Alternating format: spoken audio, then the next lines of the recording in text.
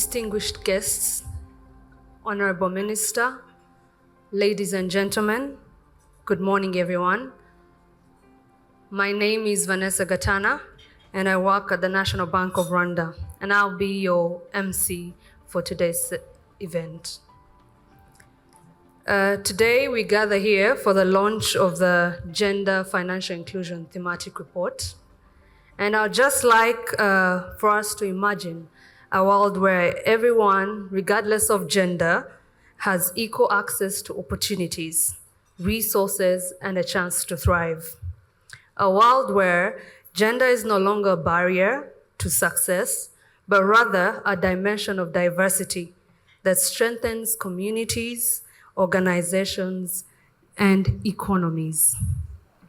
Despite the progress we've made, gender inequality continues to deeply be entrenched in many areas of our lives, from the workplace to the home to healthcare, even in the financial landscape and beyond.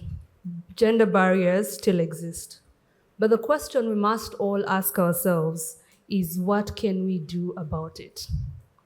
So this is why we are here today, to take a bold step towards advancing gender equality. And today we unveil a report that provides an analysis of financial inclusion through a gender lens, focusing on the systemic barriers and enablers shaping women's access to and use of financial services in Rwanda. Whether you're an advocate, a policymaker, or simply someone who believes in a fair world for all, this report is for you. It is for everyone who's ready to contribute towards creating a future where gender does not define our worth or potential. So allow me, on behalf of the National Bank of Rwanda, Access to Finance Rwanda, the Ministry of Gender and Family Promotion, the Mastercard Foundation, to welcome you to the much anticipated launch of our Gender Thematic Report. It is an honor to have you all here today.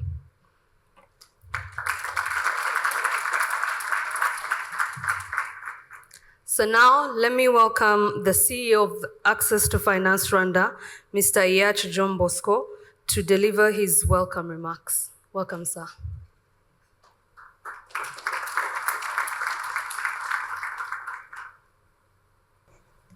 Good morning. It's so good to see you all very early in the morning, responding to our invitation. Thank you very much. Honorable Minister of Gender and Family Promotion, the Chief Gender Monitor, senior representatives of embassies, Executive Director, Financial Stability, National Bank of Rwanda, senior government officials, CEOs and MDs of financial institutions, representatives of development partners,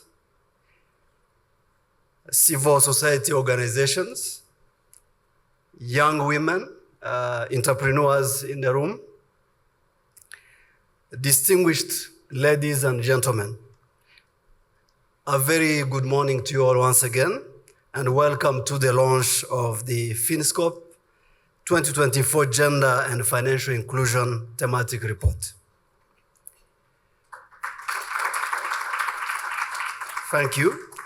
So this report unveils new insights into the gender-specific barriers to financial inclusion and the significant progress made over the last 4 years in narrowing the gender gap in financial inclusion.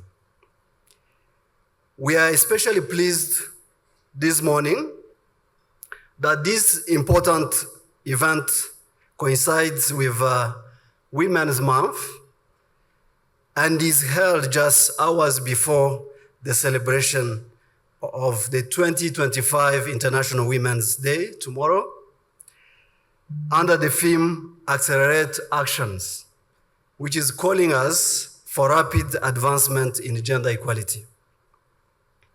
Indeed, all the partners here today have played a pivotal role in designing and implementing financial interventions and deployed solutions that have contributed to the notable strides made in promoting women's financial inclusion and economic empowerment in Rwanda, as the report will certainly soon highlight.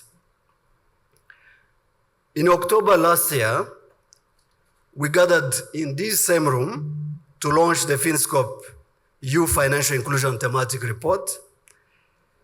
Today we are back to unveil the Gender and Financial Inclusion Thematic Report findings, and soon we'll be launching additional thematic reports covering areas such as digital financial services, financial inclusion for refugees, MSMEs, financial inclusion, agriculture sector, financial inclusion, and others.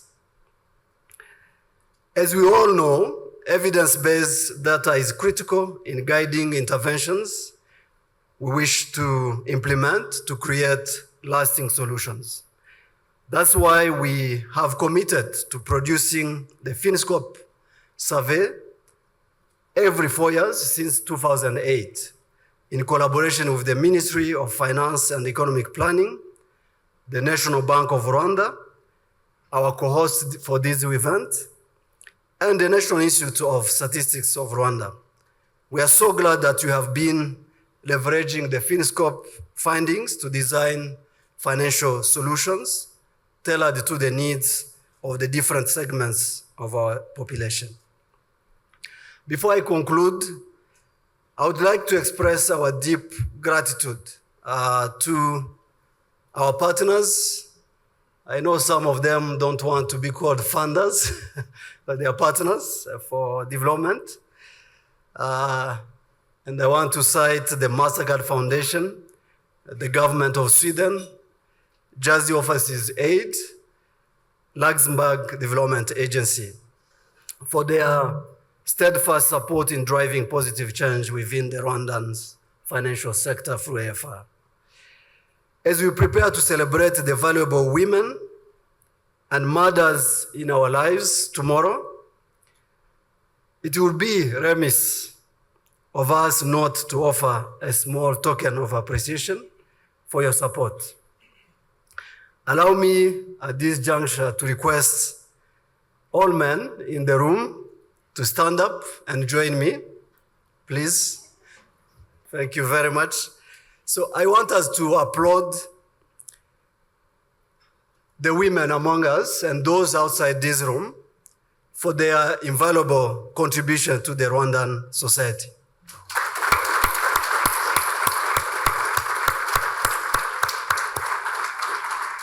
Thank you very much. You may be seated.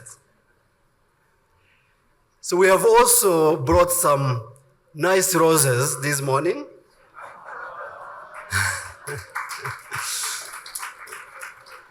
As a symbolic gesture to celebrate you, to celebrate your kindness, your love, your support to the Rwandan society.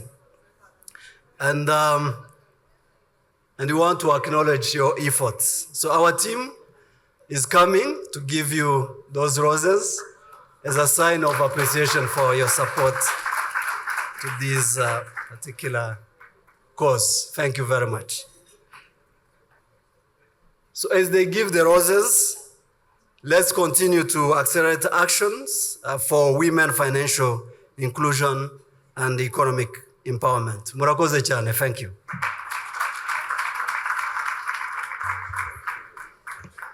Thank you very much, Mr.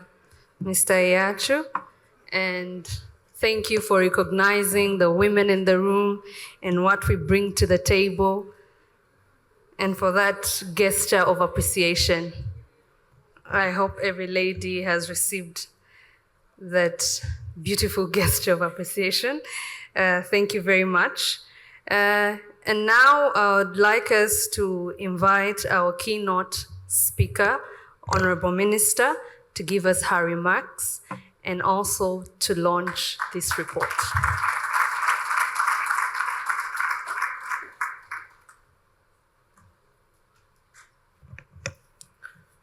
dear Chief Gender Monitor, dear Executive Director from BNR, representatives from public institutions, development partners, for civil society organizations, the private sector, dear guests, all protocol observed, good morning.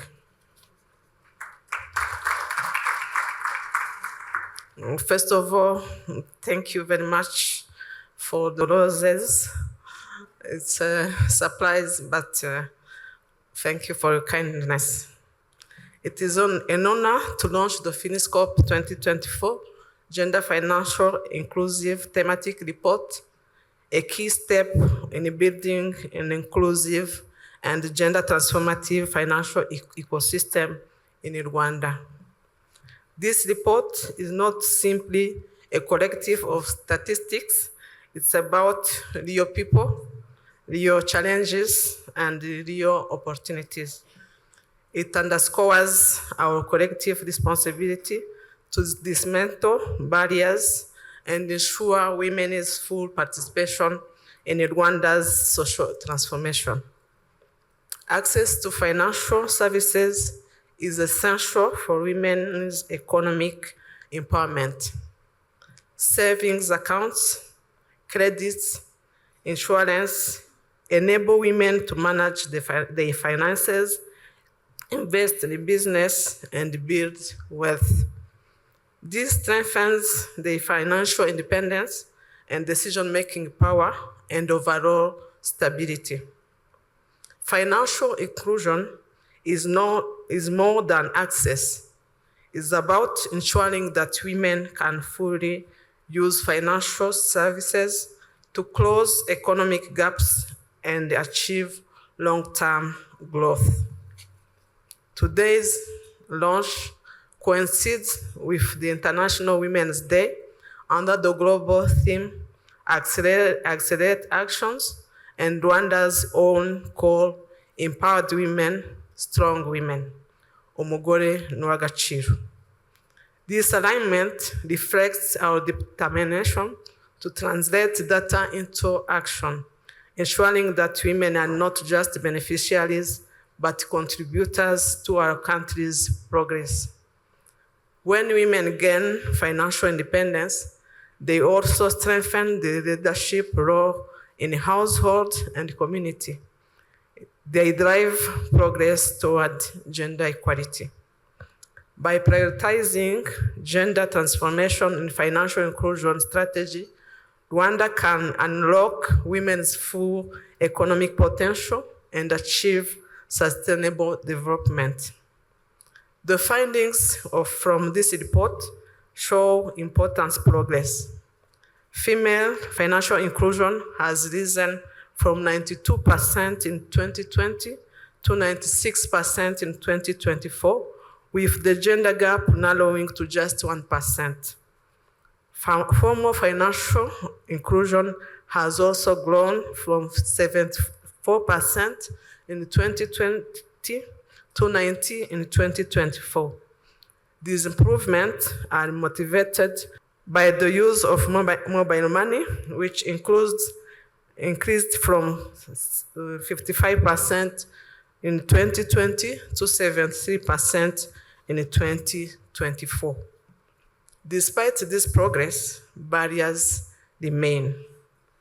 Women need more than access. They need financial services responding to their reality. This requires strengthening gender-responsive financial policies that ensure women's equal access to credit, savings, and investment. Closing digital divide by making financial technology more affordable and accessible, especially in a rural area. Expanding financial literacy programs that equip women with the skills to manage finances effectively. Building strong partnership between the government, financial institutions, and private sector to promote gender transformative financial solutions. I am glad that this report aligns with the Rwandan vision 2050 and the national priorities to improve financial inclusion, especially for women and youth. Through the National Strategy for Transformation, NST2, and the gender mainstreaming efforts, 𝐷𝐼𝐺 is actively supporting initiatives such as strengthening women's cooperatives and entrepreneurship program to improve financial access, promoting gender-sensitive financial policies and budgeting framework, encouraging investment in digital financial literacy and mobile banking innovations, particularly in rural areas. The Ministry of Gender and Family Promotion commend Access to Finance Rwanda and all partners for their contribution in this important report. We reaffirm our commitment to advancing gender transformative financial inclusion so that women are not only included but empowered to grow in Rwanda's economy. Let today's discussions lead to concrete commitment and action. When women have equal financial access and decision-making power, families, communities, and the entire nation benefit. I thank you, and I'm looking forward for the impactful ideas that I will going to raise in this event. Thank you.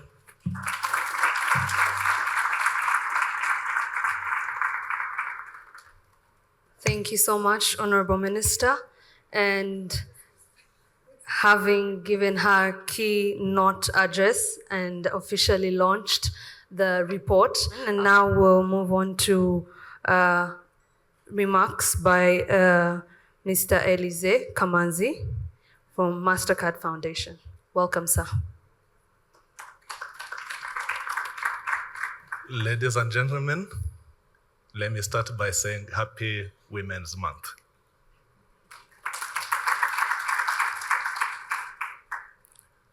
Honorable Minister for Gender and Family Promotion, Executive Director for Financial Stability from the Central Bank, the Gender Monitor, distinguished guests here present, dear partners, dear women, good morning.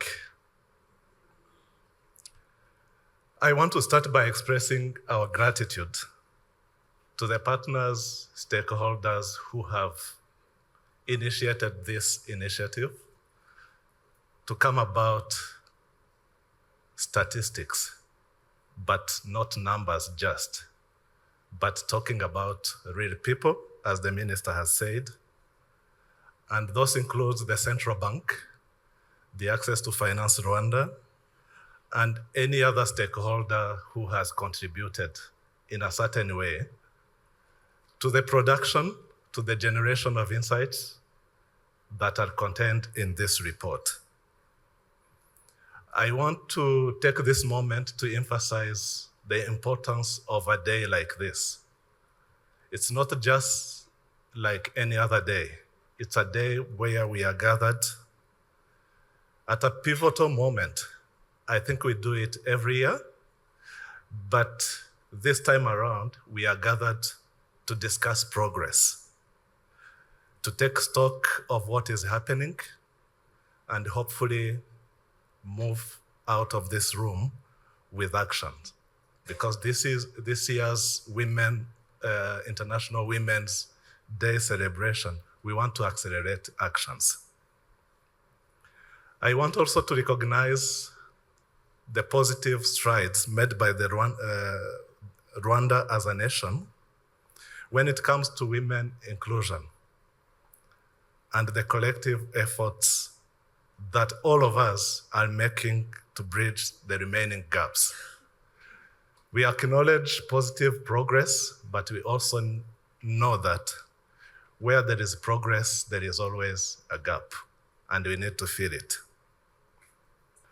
I want also to use these few minutes to just celebrate a milestone. This report is a milestone, but the numbers contained in the report give us a reason also to celebrate. We have noticed an outstanding achievement of about 96% financial inclusion rate, with the formal inclusion standing at 92%, surpassing actually the NST1 target, which was set at 90%. I think this is a moment for celebration. But as Honorable Minister has also said, we want to celebrate the decline in the gap, the gender gap when it comes to financial inclusion. And the report also highlights that the importance of using technology, and we recognize the impact of a digital finance as a tool, and more specifically, mobile banking as a strong tool for expanding inclusion for young women and women in general, and more specifically in underserved communities. We are here to talk about what can be done next to even narrow the gap, because we acknowledge that a few barriers still remain. And if we want to achieve equitable access to financial services, we need to be intentional and come up with appropriate policy actions, but also implementable just initiatives that will propel young women and women in general to equitably access financial services as their peers. We have also seen champions among men who are just this morning have shared flowers as a symbol of commitment to joining the journey to broaden access in an equitable manner. We will soon be seeing insight from the report, and let's not use those insights as just numbers that we want to work out with, but as a call to action. Whenever we see something that is not 100%, it means there is work remaining to be done. At the MasterCard Foundation, we want to reaffirm our commitment, dedication, and passion in advancing financial inclusion, and more particularly for young women and women in general, because we know that advancing financial inclusion will be an engine and an input to economic resilience and poverty reduction. I will always cite a quote, not exactly as it was pronounced, but when you support a woman, you are basically supporting a family. And when you support a family, you end up supporting a nation. So the MasterCard Foundation believes that inclusive access to finance is a way to achieve economic transformation. I will speak a little bit about our experience that we have gathered from our programs. We have, in the recent few years, partnered with committed women to launch the Rugori Investment Network, which provides young women tailored financing. And recently, 2 years ago, we have partnered with the Development Bank of Rwanda under the Kataza initiative to broaden access to finance for MSMEs, mainly MSMEs that are led by women, MSMEs that are owned by young women, and more beyond that, with a strong footprint in the rural areas, which is normally considered to be hard to reach. A few learnings that we have gathered from those initiatives is that it's possible. It's possible to advance financial inclusion. It's possible to mainstream financial digital products. And by doing so, we can only contribute to shortening and even canceling completely the gap that exists between genders when it comes to financial inclusion. I want to end my remarks by encouraging all of us, whether we are coming from the public sector, whether we are coming from the regulation, the BNR side, regulators of financial sector, or if we are coming from the development sector, I just want to encourage each other that we need to design gender-responsive financial services. Let's see what is working, let's scale it. Let's avoid duplicating or replicating failures of the past. Let's advocate for sustained research to inform our actions. And let's come together as stakeholders to leverage each other's knowledge so that we can achieve full financial inclusion for all. With that, I want to close with a word of optimism. We believe it's possible. If it wasn't possible, it would be a useless use of time, but it's possible, and we have the capacity to do so. Thank you very much. Looking forward to discovering the reports, not numbers, just right people. Thank you very much, Mr. Kamanzi. And right now, I'd like us to take a moment to have a group photo. Abanyarwanda baravuga na foto na chabaye. So I'd like to invite our guest of honor, Honorable Minister. We have the MasterCard Foundation, CEO 𝐅𝐢𝐧𝐚𝐥 from ED Financial Stability in BNR, our partners from Sweden, and our representatives from Minicofin, RBA, Mr. Hannington.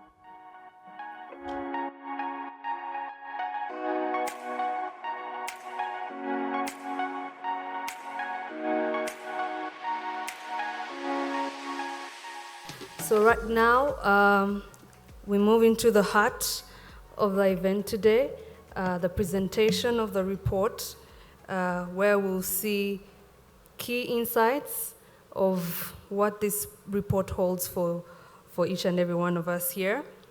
So allow me, therefore, to welcome Mr. 𝐅𝐢𝐧𝐬𝐜 John, Head of Research and Information at Access of Finance Rwanda.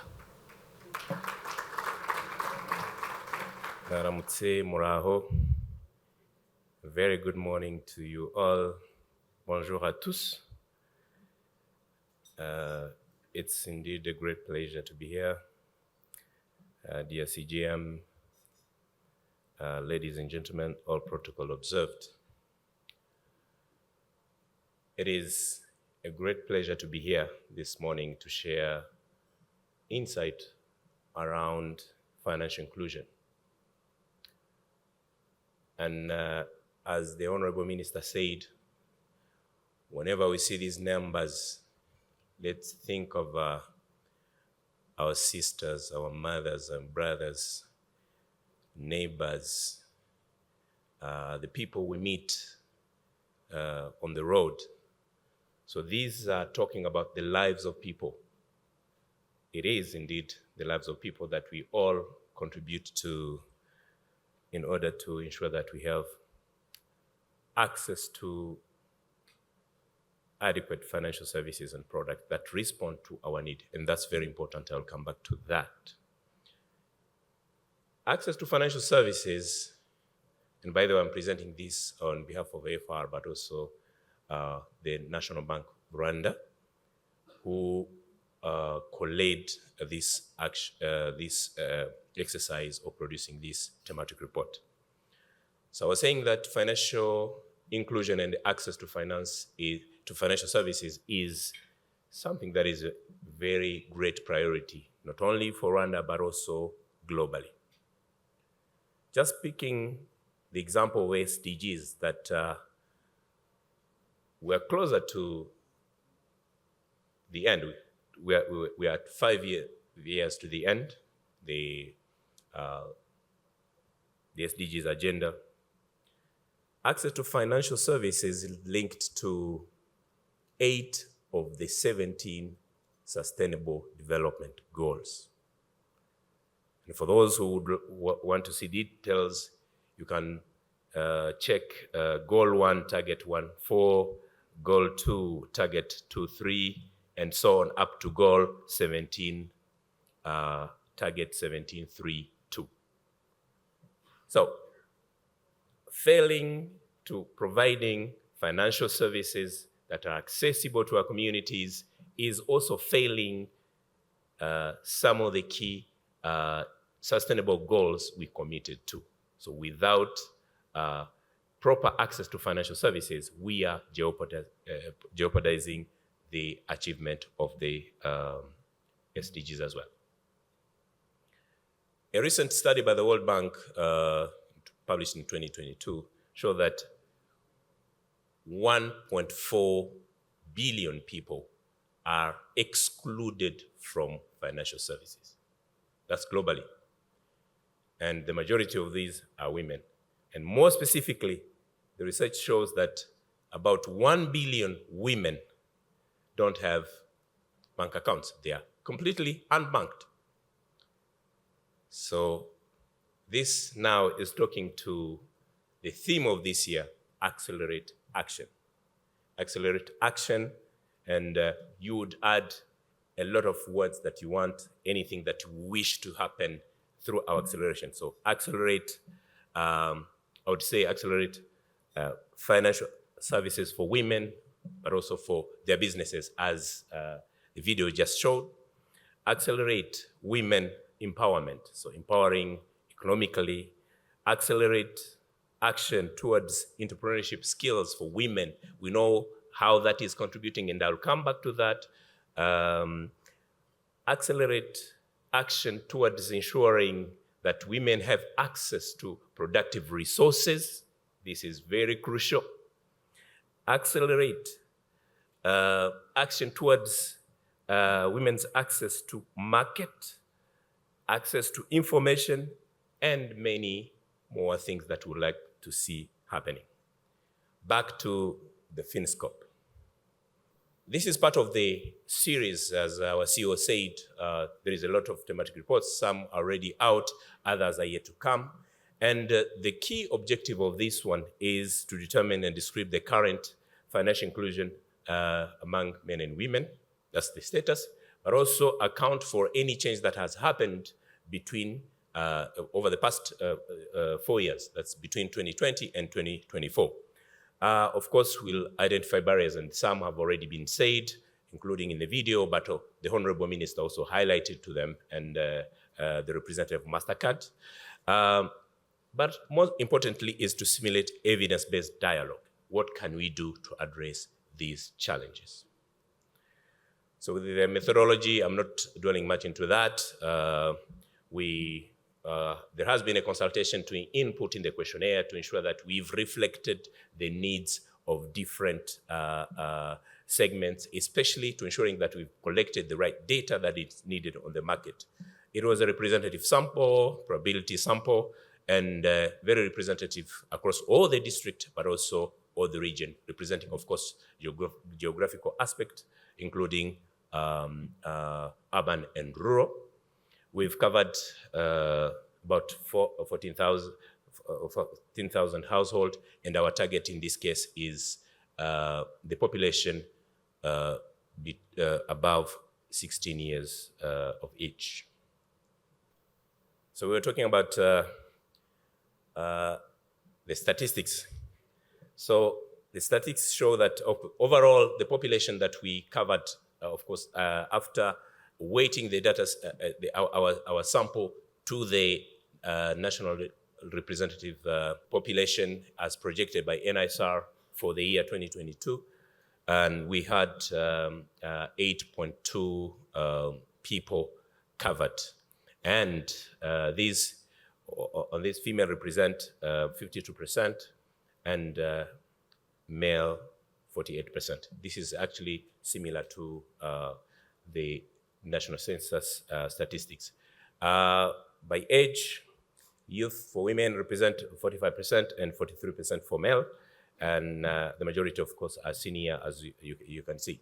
So most of our population live in rural area, and that's very similar to what we have already by NISR, which has 29% of the total population living in urban, and more than around 70 or 71 living in rural areas.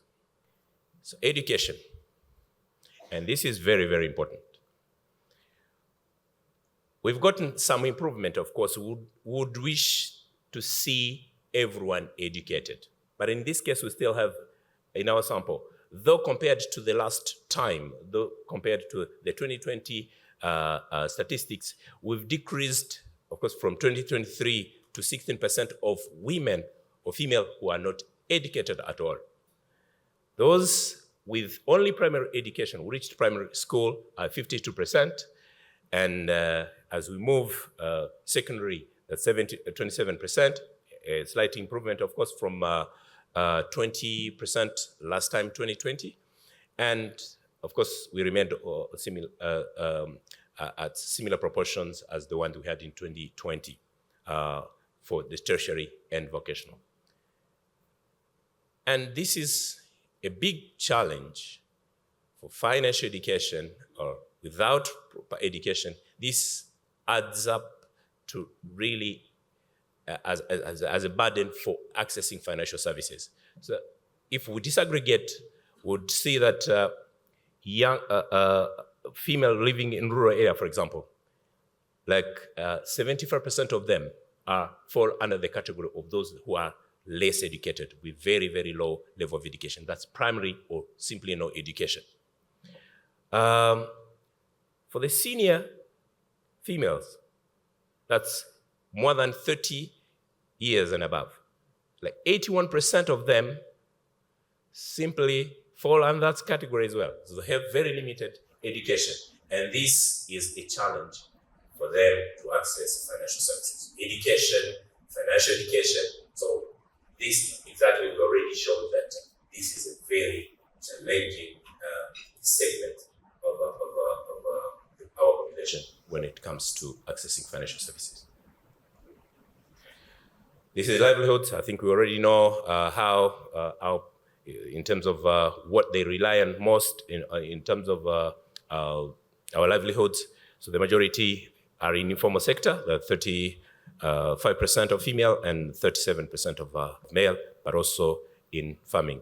Good enough, you can see comparable proportions for the business ownership, but also a bit of gap between male and female for formal sector. That's 4%. So we asked the question about whether the respondent felt they have the necessary skills to find a job. Surprisingly, we only had like 29% of male who said, we have the right skills, and female, 21% said, we have the right skills to find a job. This, again, is a challenge that is linked to education.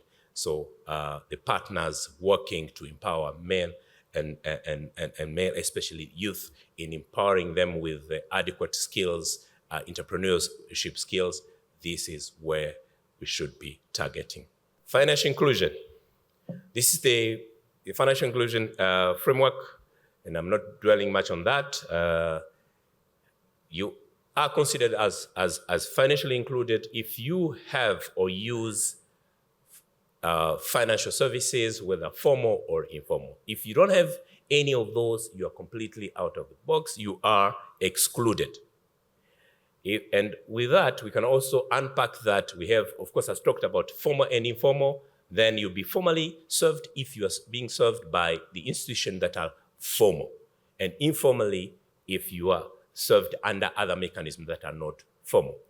And within the form as well, we can also unpack where you have those that are banked using the services from commercial banks, while others being served by other formal non-bank financial services such as mobile money, but also microfinance institutions, insurance, pension, mobile money, and SACCOs, and others. As the Honorable Minister said, we've increased, and I think we should be very proud of the changes that are happening with formal financial inclusion increasing up to 96% from 92%. But there are other aspects that we need to work on. So formally served, yes, great improvement, but the banked. I think we need to think much on that, and probably we'll get some explanation later in one of the upcoming sessions. We need to really ensure that something is the area to be accelerated, action to accelerate, I think should target more specifically this aspect. So the financial exclusion decreased, yes, and the gap narrowed, as the minister said. For the strand now, we've eliminated all the duplicates. We are remaining with that. For the banked, female have increased, actually decreased from 19 to 17%. Slight, just minimal increase for male from 26 to 27. But you can see a significant amount of increase for use of other forms of financial services, and especially mobile money. So we're also seeing good progress in narrowing those that are served by informal sector to formal. So there is a big amount of formalization happening in the country. Exclusion, 3% and 4%. Of course, we wouldn't be expecting to see people who are excluded from financial services. So ideally, we would like to see nothing red on this graph. So everything would be maybe a little of green, but more specifically should be yellow or blue. This is the gap. And we've, over the past 10 years, we've decreased from 10% gap between male and female. We are now at 1%, which is very good progress that we can be proud of. The drivers, of course, mobile money represent a big amount of progress that we can see. Using mobile money, whether, especially for those that have accounts, currently estimated at 73% and 81% for male, but also other factors such as saving groups, circles, and others. But you can still see, if we unpack the female, those living in rural area and those living in urban area, you can see differences, honestly. So, for example, those for mobile money, it's only 67% using mobile money in rural areas against 85% in urban areas, and only 9% accessing financial service from banks in rural area against 33% of women in urban areas. So there are still gaps if we unpack by geographical, but also age, as it will be shown. So this is the overlap, financial inclusion overlap. So people don't rely on one mechanism, but they rely on multiple mechanisms for transacting. So for women, it's only 12% that use bank, other formal, but also informal. But mostly you'd see that 55%, the majority of women use informal and other formal. So banks are very, very new if you compare to women. So those that exclusively use bank services, they're kind of 0% for both men and women. So we combine multiple mechanisms in a transaction. And of course, with the technology that we have and the facility that we have, it's really, really hard that you can rely on one mechanism to transact. If we compare those that have mobile money and a bank account, and we want to see how they transact, female, it's only 16% that transact using banks whenever they have their own accounts, using their own accounts. It's only 1% that transact using somebody else's account or interacting with a bank, but without an account in those specific banks. So the majority, for both men and women, you will see that they are transacting using other formal, that's mobile money specifically. And we have 27% who are completely not transacting using the two mechanisms.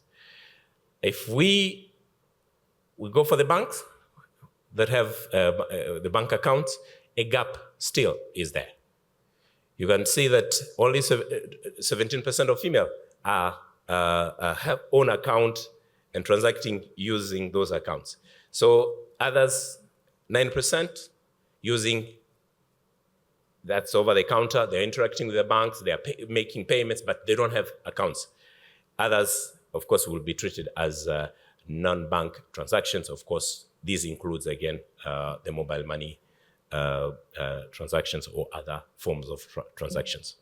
So the main reason for this low percentage is that it's limited access to income, limited access to productive resources, any jobs, any income-generating activities that would allow them interact further with the banks. For the mobile money, that's the majority. You can see that a lot of increase, and the majority, of course, have accounts in their names, registered in their names, which is 73% for women and 81%, of course, again, still a bank.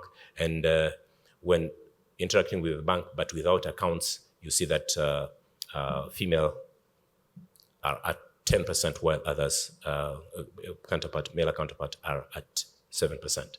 So again, I think we need to ensure that, of course, would have wished to see every female, everyone having an account, interacting, of course, with accounts to allow the transactions. The reasons remaining the same, of course, again, not having a telephone is one of the big challenges for interacting with mobile money, especially for those living in rural areas.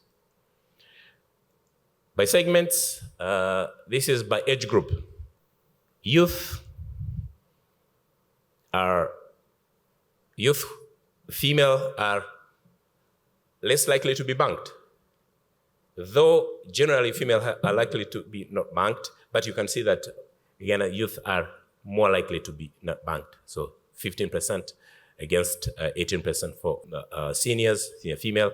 But again, I think there is that gaps that we need to work on to ensure that, of course, the disparities between male and female in terms of using financial services is reduced.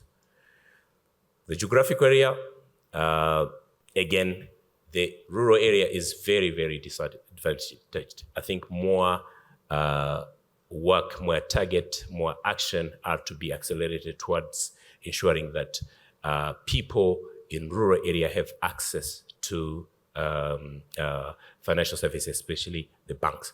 And as you can see, the majority of female in rural area use other formal financial services at 78%.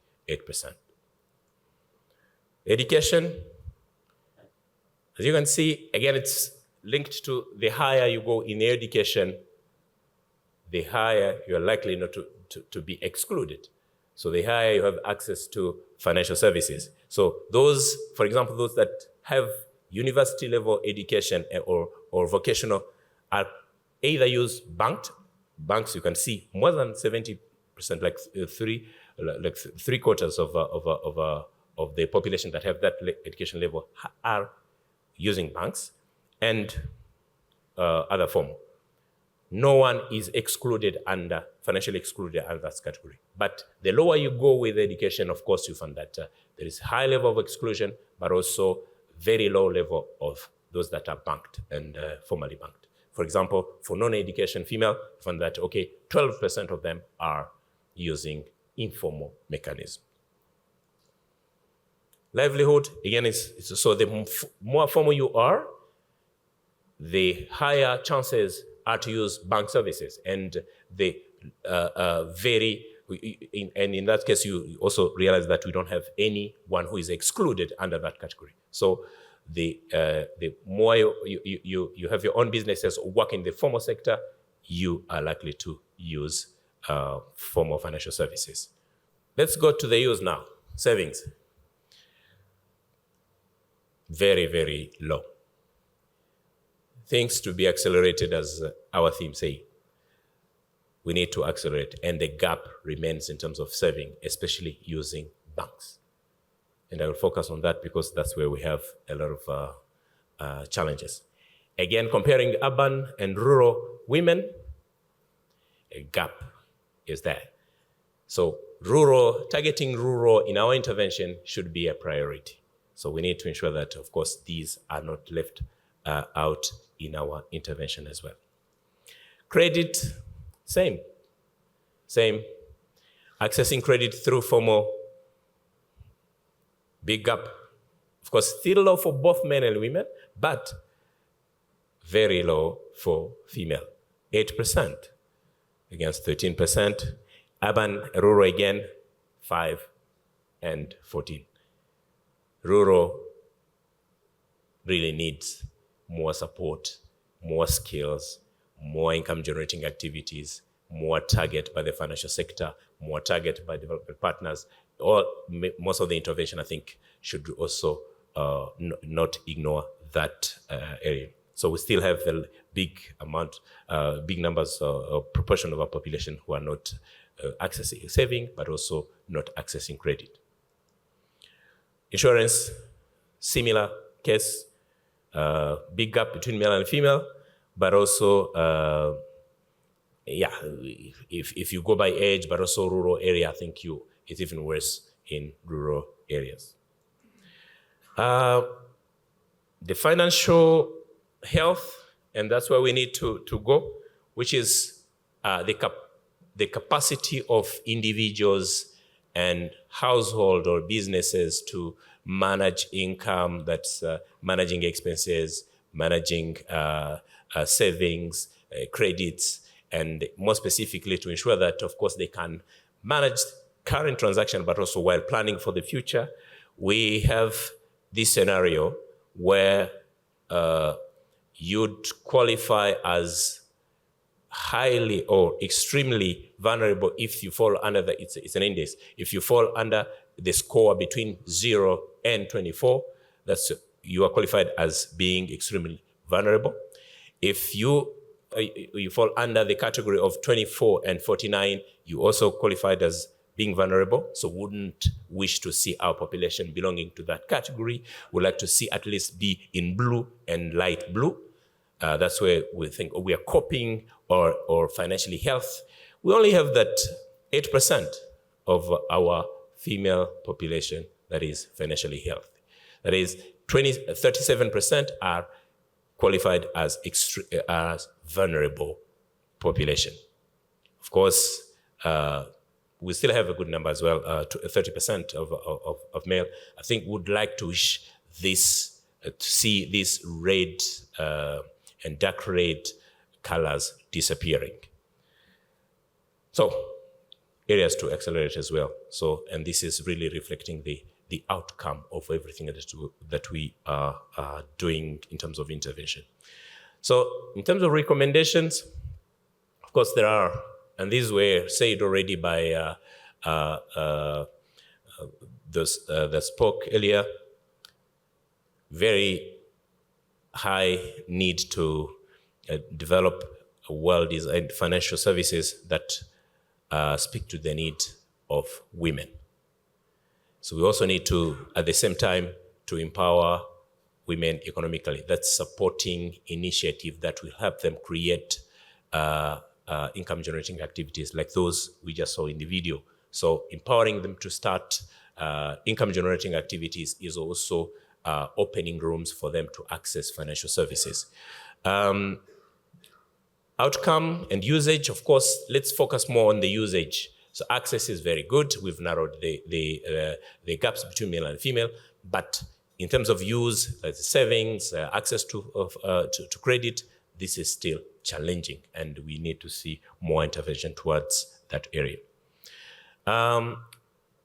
Addressing women, I think we've seen a lot disparities between urban and rural women. So I think this is partly also explained by the fact that we need to address some of the norms, gender norms, and societal norms that are preventing women from accessing financial services, but also engaging actively in socioeconomic activities. This is very crucial. And one of the studies that we did at AFR on gender norms also highlight that.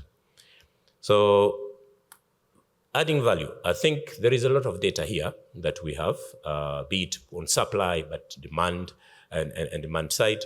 So those can be used to really ensure that we have a good understanding of the people we intend to serve, especially women. How can we use the data we have from both sides and ensure that these have contributed to informing the design of appropriate product for women. Training and education, we've seen that education is very, very low, and the majority of the population, be it male and female, fall under the category of those who are less educated and then really facing challenges in terms of accessing financial services. So more dedicated programs to ensure that we've raised their skills, their competencies, especially the entrepreneurial skills, is very important. Targeting women, especially the young ones, to ensure that they also have those required skills to run businesses. We cannot ignore the role of digital financial services, and this offers an opportunity for us to develop financial products that can be used through leveraging on DFS for women. Murakoze, and thank you so much. Thank you so much, Mr. Birahira, for such an insightful presentation. And I think that only shows us how much more work is still there to do. So there's so much to discuss, and we now have the exciting opportunity to delve deeper into some of the most pressing issues raised in the report, all the recommendations given. So to help us explore these topics further, we have a panel of experts who will engage in a discussion. And our panelists come from diverse backgrounds and bring a wealth of knowledge and experience to the table. So to take us through this next session, I'll invite the moderator, Ms. Chuzo Ingrid, the Manager of Financial Sector Development and Innovation at the National Bank of Rwanda. Round of applause for her.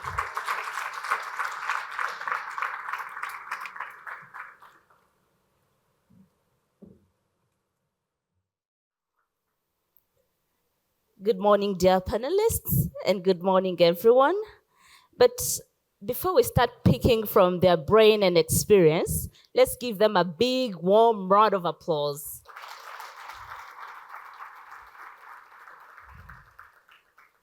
All right, to start us off, let's start with the Chief Gender Monitor.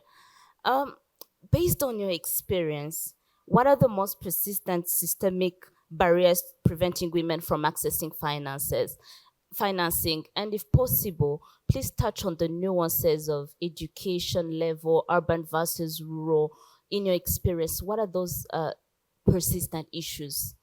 Thank you very much. Can you hear me? Yeah. Well, talking about barriers, I think all the speakers before me have touched on different barriers. Even Birahira presentation showed some.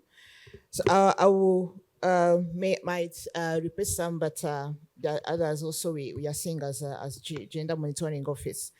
So the first one I would talk about is more linked to, I would say, an awareness of bank and financial institution on the gender dynamics of households. I think it is very important.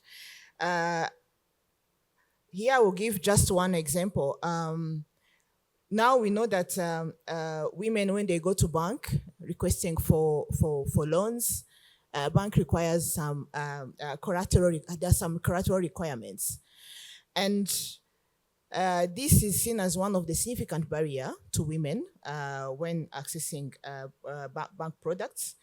Even if we have our laws, you know, in Rwanda, the main asset we have is land, is houses, and even though we have laws that allows both men and women to own jointly a land, but when we go back to home, when I talk about the dynamics at home, you may see that women are not fully enjoying the property as men are. And sometimes the husbands, and sorry to, I know there are so many he for she's here, so, but let me say some of the realities we see.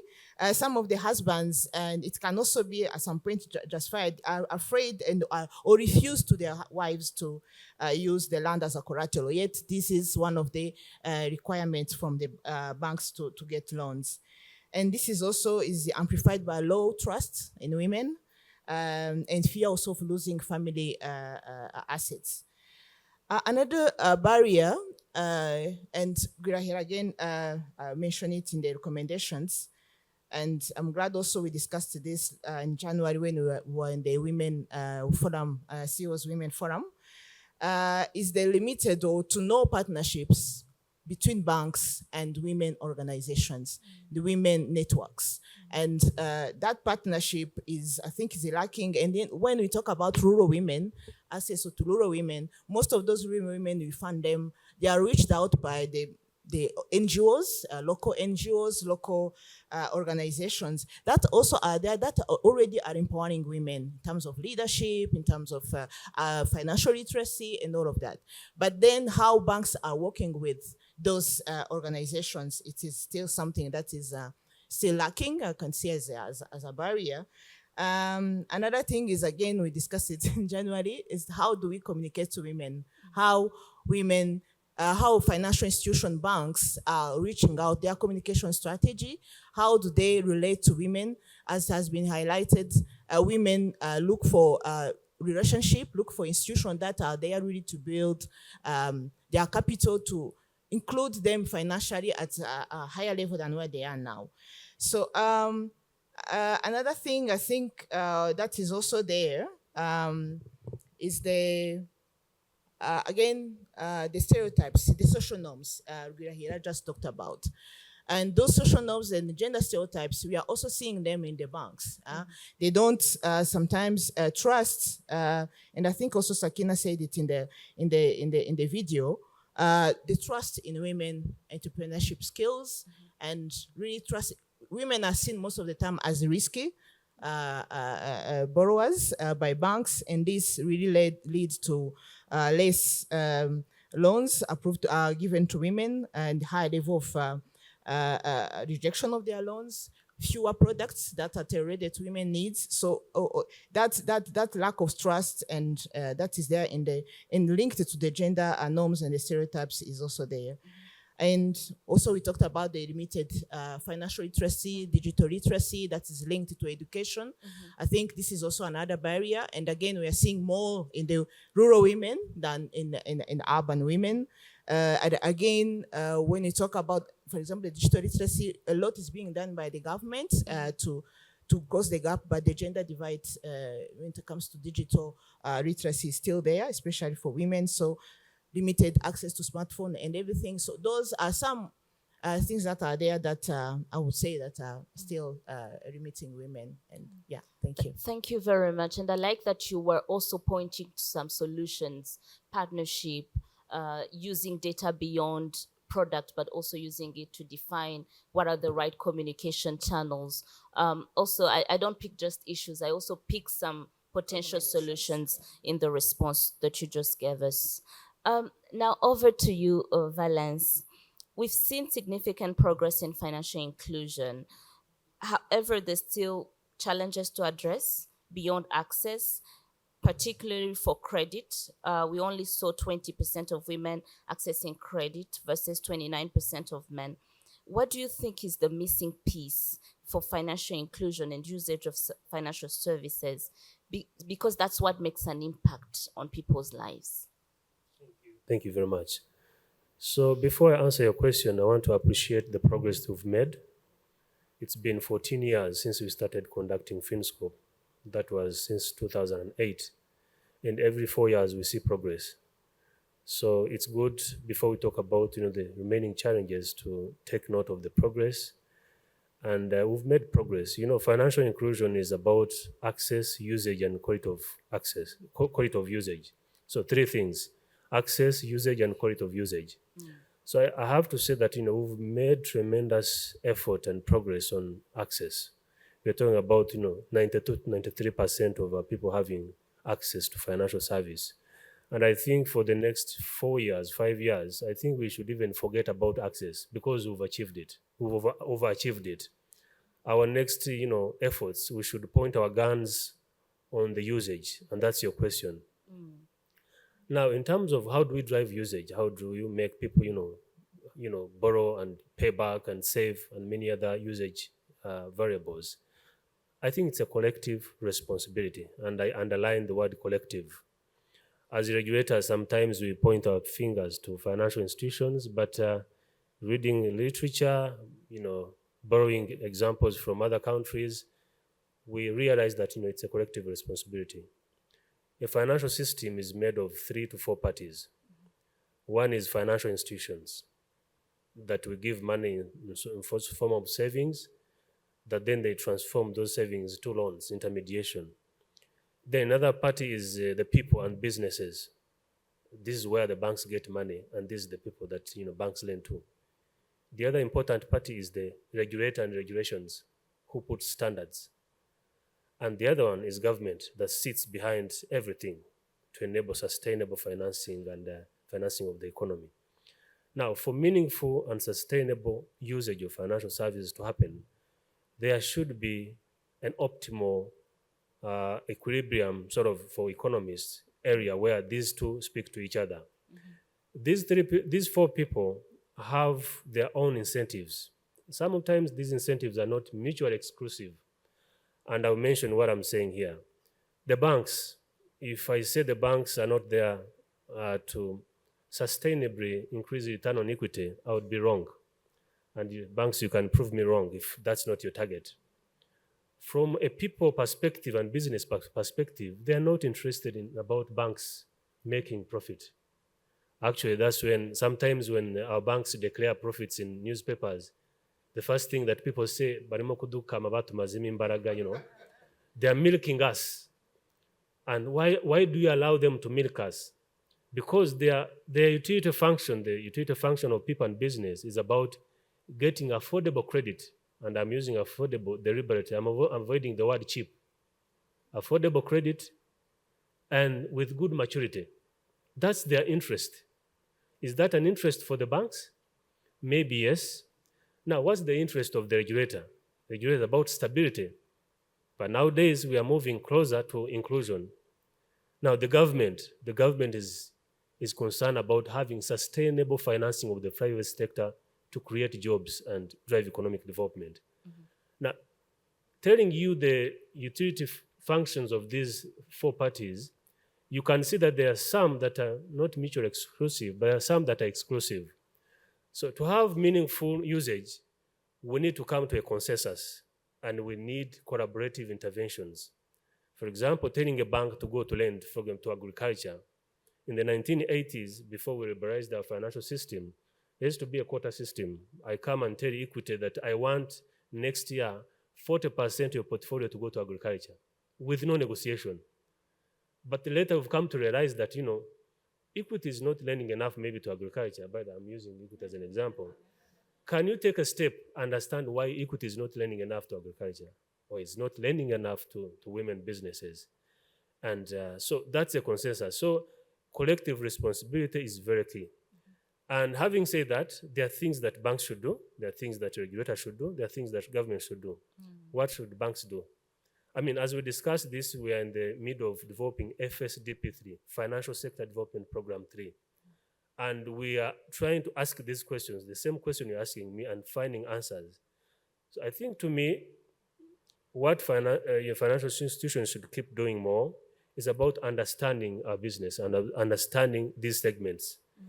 I mean, there are savings groups. Why do people go to the informal sector? I always say the number one variable indicating a failure of, by the failure, I'm trying to get a better word. Failure is too much. But you get me. Ineffectiveness. Yes, an effective financial system is existence of Bank Lambert or the informal sector. I mean, we live in this community. People borrow in the Bank Lambert and pay. And I always ask, why are they borrowing in Bank Lambert? Why is there informal saving groups. We do a map every year and we find they're saving huge sums of money. And why is there those saving groups? So it shows that there's room for improvement, understanding the market that we serve before we take a step and design products that meet their needs. Now, to us regulator, putting in place a supportive regulatory environment. That's very key. And for the government, there's too much to do with regard to infrastructure. Right now, we are partnering with RISA and the Reserve Bank of India Innovation Hub to design a credit digital public infrastructure. Because, by the way, the next phase of financial inclusion gains is going to come from the digital space. Because the transactional cost of administering these small micro loans is too huge for the banks. At the same time, we want to reduce the cost of credit. So to unlock the digital financial services, there has to be digital public infrastructure. I mean, we went through, on this project, we went up country speaking to farmers, trying to understand the process of agriculture loans. And you know what? The process is too long. The requirements of documentation is too long. Land title, land registration, go back. And this information data is kept in different databases. If it is land title, it's in somewhere, in land center. If it is land registration, collateral registration, it's in an RDB. So how do we bring together these databases and build a digital public infrastructure, a digital ID for eKYC, for credit appraisal, and we drive faster the loans, and yeah, so there is, and I underline my answer, Ingrid, it's collective responsibility. Thank you very much. Thank you, and you've answered all the questions I had for this panel. Maybe no, it's okay. It's okay. It's good because you pointed out all the actors we have on this panel. You've pointed out the responsibility of the regulator, of the government, of the financial institution, development partners. That's why I'm joking that you answered all the questions, but it's just because you touched on all of those perspectives, and it's very, very key. And something important you've done, you've made Hannington's job easy. We were going to put him on the spot again, but now you've also shown that it's not a financial institution's battle alone. But still, let's move on over to Mr. Hannington. First of all, your experience as a CEO of a financial institution. What are you doing to respond to women financing needs? And something important that also Valence touched on is the growing comfort with mobile money. How do you think banks can leverage that to even drive a retail market using financial banking services better? Thank you so much, Ingrid. I think sitting next to the regulator is always good. He has answered all my questions. But allow me to say, first of all, to thank the government, central bank, and AFR for doing this fantastic work, bringing the telling statistics, so that as different actors or operators, as we design whatever interventions, we are informed by data. So financial inclusion, as Valence said, a financial system does exist. Can we identify reasons why, if it exists, not used by all the population? Leave alone, and I'll come to women later. Why? And I think if we start by the statistics, what Angela was saying, there are binding constraints that impede people from using the financial system. And the financial system does have offerings. And I want to categorize them, say, in 4 or 5 categories. One is borrow. Somebody wants to borrow so that they can do different things from the financial system. 2 is to move money, to pay. Somebody wants to move money, purchasing goods or paying each other or whichever it is. Somebody wants to invest, in which case the 2 first use cases, borrow and move, are relevant. The financial system does have investment facilities. The 4th category, and I saw my insurance colleagues in the room, insure. Those are broadly the reasons why any population would require a financial system. Now, the actors, as Valen said, do different things. For the finance, for the banks, let me speak for the banks, providers of financial services.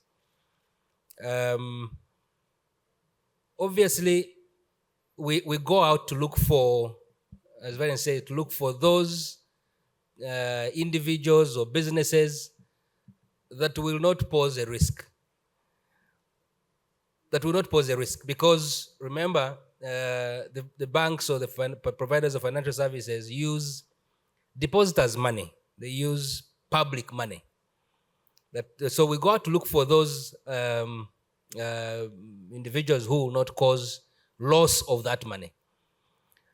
Now, let's assume that all the people in Rwanda are capable of not causing any loss to the financial system. But is it true that there's requisite knowledge amongst the population, that there's requisite capacity to undertake ventures or businesses or revenue lines that will not cause losses to themselves, leave alone the system? Does the household, at the household level, do people have income that they can, or do they have economic activity they're involved in that would allow them to either, use the 4 use cases I said? So the financial system actors have to come together and deal with those constraints. At the household level, what do we do? At the literacy level, what do we do? At economic activity alignment, what do we do? Creating an ecosystem that people belong to. But let me come back to the banks that Ingrid, you've asked me. Our experience is with, particularly to women, and I think majority of the urban women, as the statistics showed, the issue is not access. The issue still remains usage. Now, usage, I think for payment purposes, I think we are somewhere there. It's the issue is with the rural women, and again, we need to see why the rural women are not banked in the financial system. Majority are using mobile services. Majority is for payment, not for borrowing, not for insurance, not for other use cases. We need to figure out together as actors in the financial system to be able to buy down those risks that are impeding the women from using those use cases. History has shown women are better payers. The culture of repayment for whatever they are given is higher. I wish they would also do a job in educating their male counterparts to become people at paying loans or paying whatever is lent to them, leave alone loans. So to form that culture. And I think if we can look and learn from that culture as actors and see the few things we need to really, really inculcate in their family package, so that people as children grow up, they understand, so that at some point it becomes the same way you pay for cash power, the same way you pay for airtime. Even the loan you take, please understand it comes from a financial system. It has to go back. It has to be paid. At that point, I think even the regulators will be happy because there will be no risk to manage. People will be using the financial system with the resources to make themselves better as we address all the other things. The financial system, I know, and I will speak for, apologies, colleagues in the room, for equity. We do have a program for women called 𝐷𝐰𝐧𝐚𝐧𝐼. It has all those things I've spoken about. It doesn't segregate rural from urban.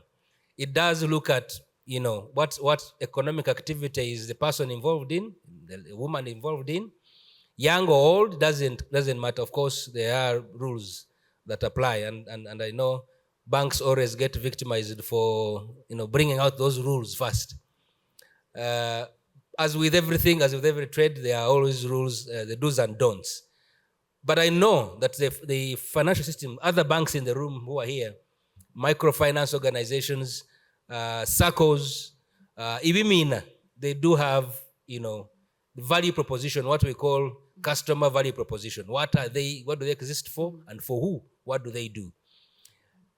Valence mentioned 14 years ago, we've come a long way. And I think if we continue to work in the shape we are working, we should be able to achieve better. Ingrid, you asked me to connect the mobile money because we seem to see, as statistics say, majority of the population are using mobile services. And maybe this is a time to come together as actors and bring about cooperation and interoperability between mobile services and the financial institutions, banks included, so that we begin to learn from that data. And we use data, we use technology, as Varen said, so that we don't, because it will be difficult to reach each and every household by a bank or by an MFI or by a SACCO, because to do that will be costly, and the cost of the financial services will end up becoming so costly, so exorbitant to the end user. We can use technology to do that. Technology does exist to do that. We now have the beauty that 92% of the population is already included, meaning they have access. We can use that access to design products to reach to the population as whatever they are, whatever they are doing, it becomes easier. And I think nothing precludes us. The actors, as I said, in the financial system that Valence mentioned, just need to come together and create those veins. And we see the issue of financial inclusion from a use case perspective being addressed. Thank you so much. Thank you. Thank you very much. I think I take away something very important, which is the intersectionality between women. We might have 50 women, but their financing needs are not going to be the same. The background, the social barriers that they come with are not the same. So it's important to take into account all of those aspects in product design. Now, over to you, Ms. Toda. As someone who has a Pan-African view and also from a development partner, what are the most effective interventions or programs that the foundation, MasterCard Foundation, has implemented to promote young women's financial empowerment? Thank you. Thank you very much for the question. And it's a great honor to be in this room with the people, I think the actors that will really make a difference, first of all. So I think it'd be really great if you all clap for yourselves. Second of all, just reading the Finscope report, seeing the recommendations was really very useful. And I think a lot of the statistics and data that's required to really make that difference together is there. As the MasterCard Foundation, our role is to support partners. Our role is to reach 30 million young people with dignified and fulfilling work across the African continent. And in Rwanda, we have a team, Team Rwanda, who is working here. The difference that maybe that we have the privilege of doing is that we support other actors.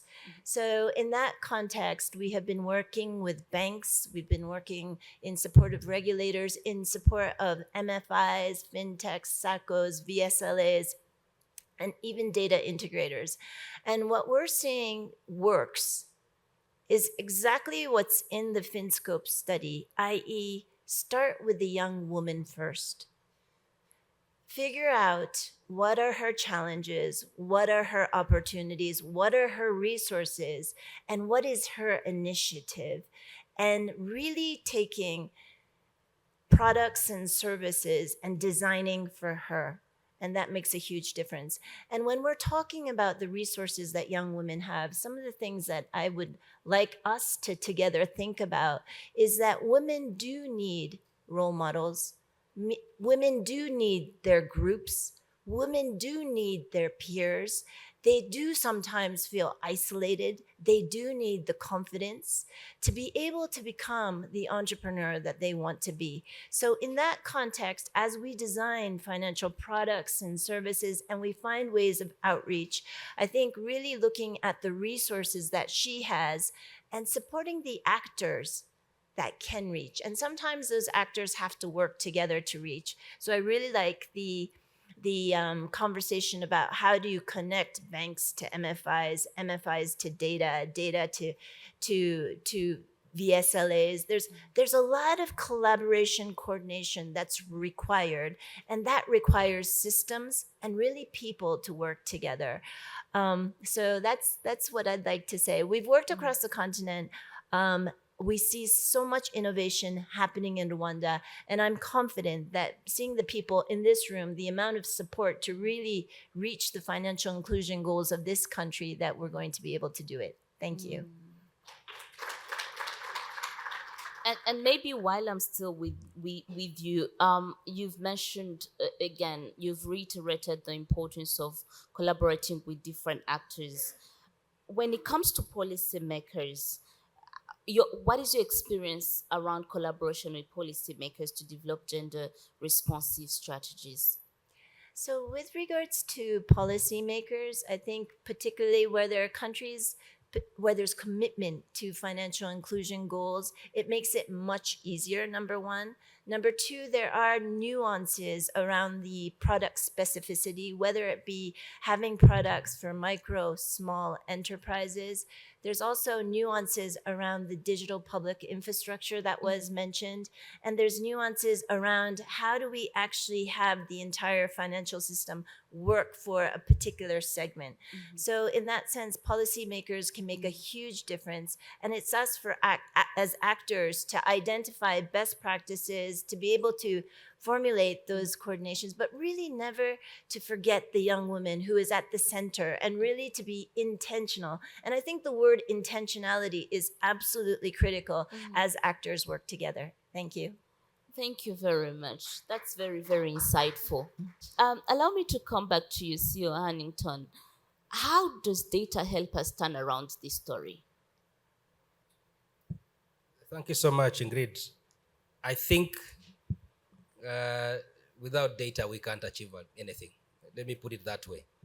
Because it's all from data that we learn. It's from data that we innovate. And I think data is available. It's a question of putting it together and making use of it. It gives us insights. When you look at the amount of data sitting in different places, it is difficult to get it together without technology, obviously. So we need to deploy the technology necessary to collect that data and put it together. And then it informs regulation, it informs policy, it informs products and services. But she said it right, that you need to understand that woman, her needs, her resources, her environment, her competition, how do you understand all this so that you can design a product that will empower her without data? Fact is, let me give an example of banks. For a bank to run a branch at every village,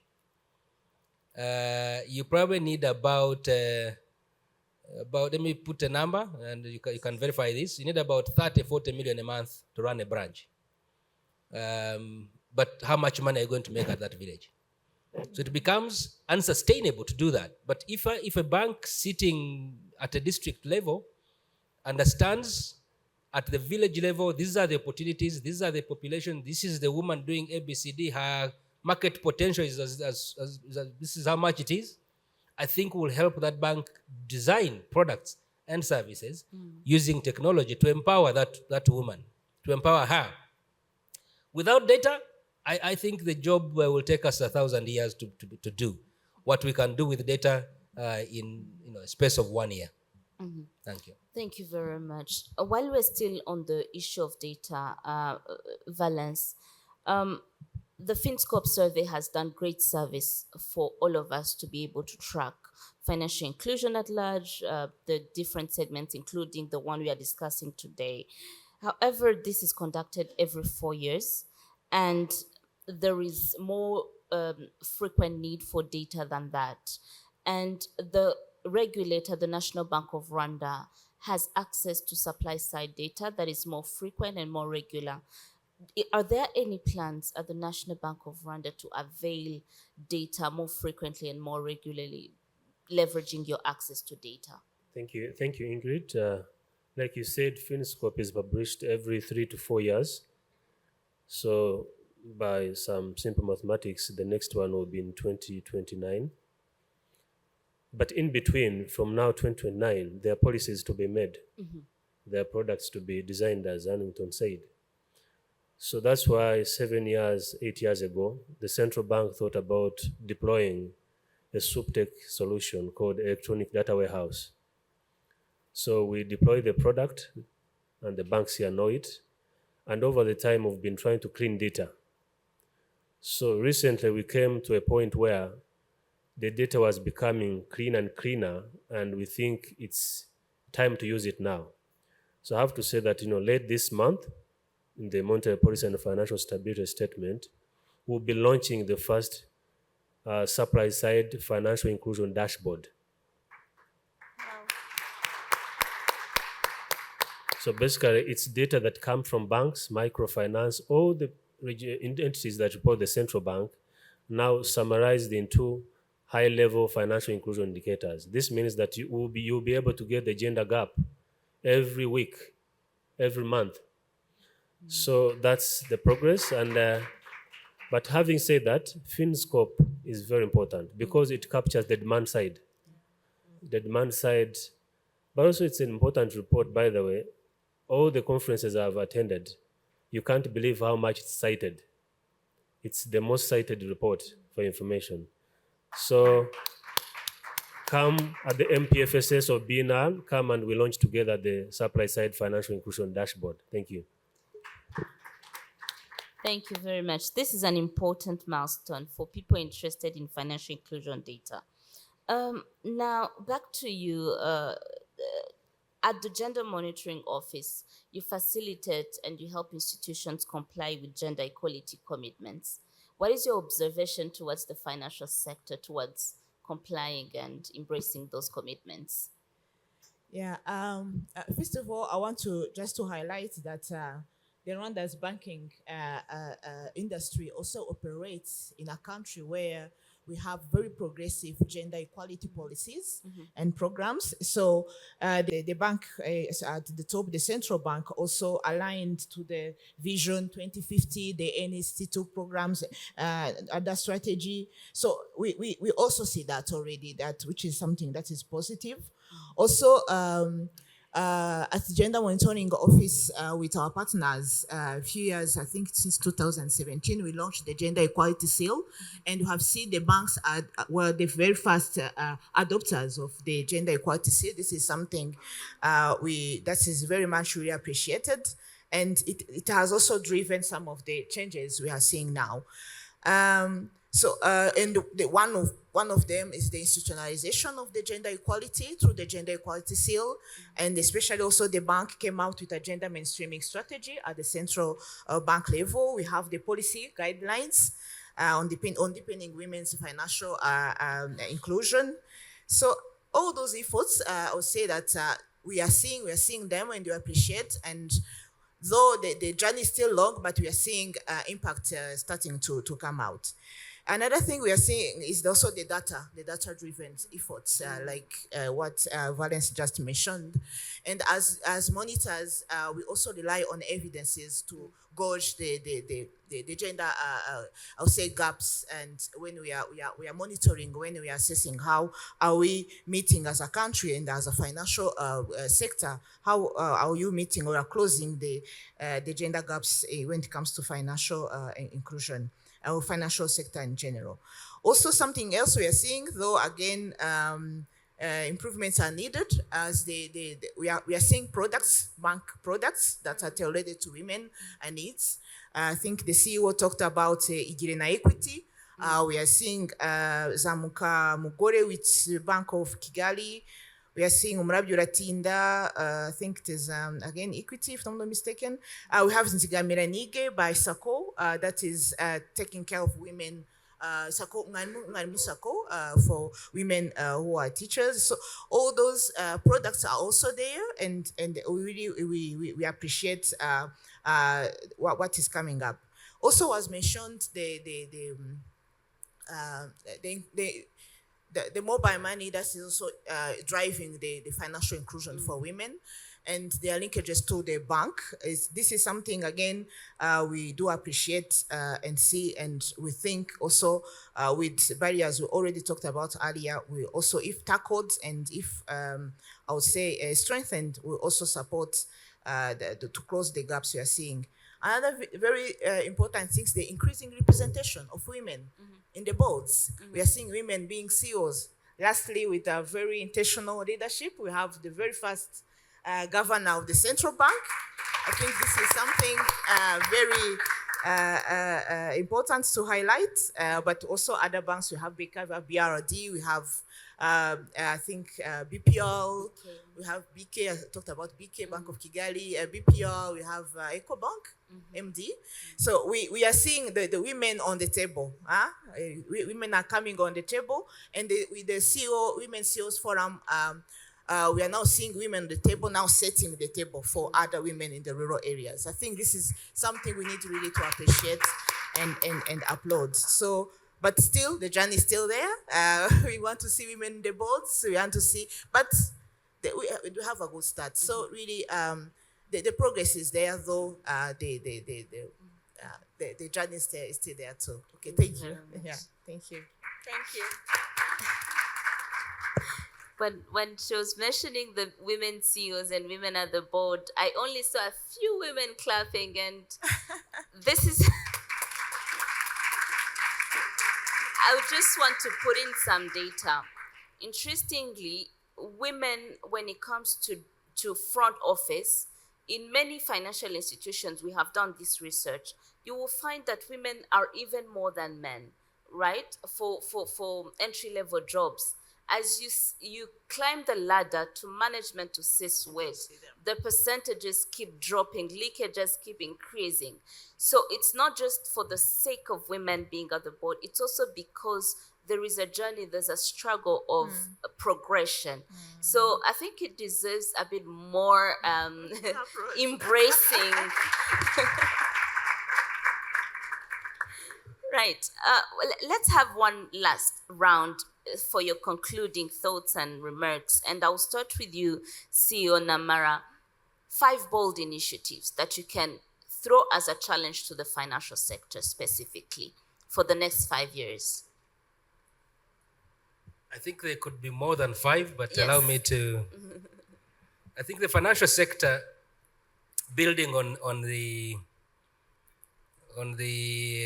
dividend that we see in the culture of repayment, particularly, because I think economic empowerment, financial empowerment is to put money in people's pockets, in the women's pockets. Building on that, we should be able to design targeted products. So I think we're looking at, and I think using data, using technologies, AI, and all the things that we talk about, that I know most capabilities, most banks, most financial institutions have, we should be able to develop more targeted products and services. But those products and services will only be taken up if we invest a bit more in capacity building. Building capacity for her. And capacity building could be everything, speaking to what product or what service, what business, what economic activities is she going to be involved in, and working with whoever would help us achieve to build the requisite capacity for her to undertake the economic advancement journey that she needs to do. Secondly, the third initiative is to create a market for them and create, I think my sister here said it better, that there's a lot of hand-holding services that they require from peers, so creating platforms for her to feel comfortable, safe space, let me call it that way, for them to feel comfortable. And we can't do, as financial institutions, we connect many dots by design, the way we work, the way we do things, so we can create those safe spaces for her, so that she can start doing what she needs to do. Third or fourth, I think we need to work with households, the ministry, government ministries that are in charge of improving literacy right from childhood. When a girl is born, how does she begin to take herself, or what support services around her, that she begins to see herself as an economic actor, not as a dependent. So that forms a culture from childhood. So going into schools, can they become, and I think we've seen a lot of it coming up, a lot of girl children taking up what was known as male-dominated worlds of IT, engineering, sciences, and all these things. So they begin to come up. The fifth thing we could do as a financial sector is continue to support development of data gathering, so supporting partners to ensure we get the right statistics, we invest in the right technologies, and from that we drive advocacy for policy change or regulations change that will allow us to play our part as a financial sector. There's much more, in all those things that I've mentioned that can be done. If we give ourselves the challenge, I think when I assess the environment, it's ready for us. It is us to do. I know it is difficult. Sometimes it does take us away from what Valence called money-making mentality. We have to go do things that may not give us money immediately, but that's the way to go, because this market is there for us to continue with sustainably. And us contributing to the development of a girl child, the development of a woman in business initiatives, we will benefit in the end. Thank you so much. Thank you. I think those are very clear, and we can have an entire strategy based on the 5 points you've shared. Back to you, Ms. Toda. You have a Pan-African experience. What are the few actions that you can inspire Rwanda to take us to the next level? No, thank you so much. And I'm going to take my cue from my brother here also. I think, one of the things that came out in one of the studies that we were doing is that when you support a woman, or when a woman starts to make income, she plows 90% back into the household for nutrition, for education, for the family. And as we all here want to make the society better, our communities better, we together can really look at how we can support the woman. One, to be intentional. 2, 3, to see how those financial products, services, and actors can work together.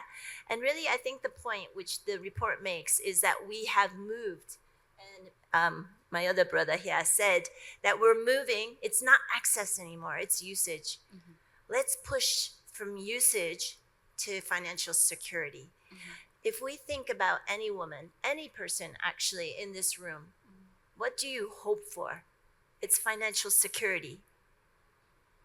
So let's make sure that savings, credit, insurance as a package, bundled, so that the woman can really understand that she is secure in the world. And that will make a huge difference.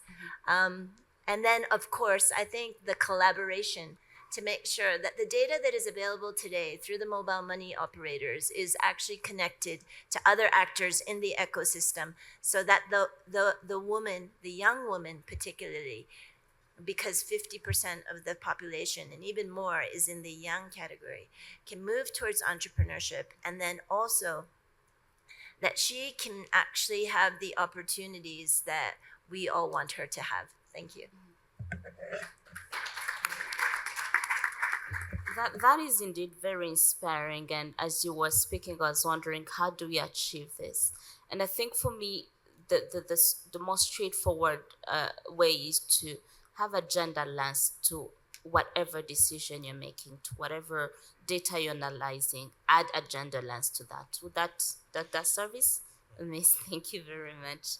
I want us to close with the Chief Gender Monitor. So I'll start with you, Valence. Any call for action, either to all the actors you've mentioned earlier, or pick the one that has most urgent action. Any call for action? Thank you, Ingrid. I think the points I wanted to make have been emphasized by my panelists here, but just to state them again, being deliberate and intentional.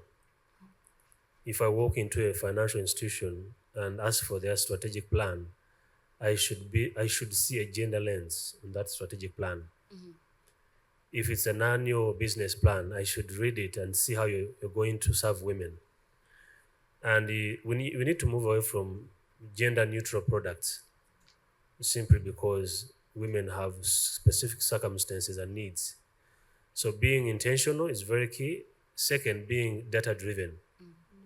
Someone can tell you, women business are so risky. Then the question I can ask that person, can you prove that? Can you prove it with data? So let's be driven by data, sex disaggregated data, and be informed by data and how we design these products. Then third is being innovative. Thank you very much. Thank you. I think from this panel, nobody's going to say they don't know how to start, they don't know what to do. This has been very inspirational. And because we now know what to do, right? Let's close this, let's close my questions before we receive the questions of the audience. On the accountability, we can come here, state what we should do, what we want to do. How do we hold ourselves accountable? As a monitor, I think you need to be strict with us and tell us how we do that.